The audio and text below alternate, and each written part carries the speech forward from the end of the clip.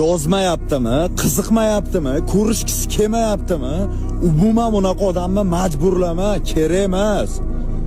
Sen kimnidir majburlab o'zingni qadrlatmoqchi bo'lsang, sen prosta o'zingni hurmatini yo'qotyapsan xolos. Hurmat so'ralmaydi, hurmat majburlanmaydi, hurmat bunaqa eslatib turilmaydi. Senga ahamiyat bermagan odamga atvet qilmasa ham uzundan uzun SMS'lar yozish, telefoningni ko'tarmasa qayta telefon qilish, buna yo'l bilan sevgim uchun deyapsan.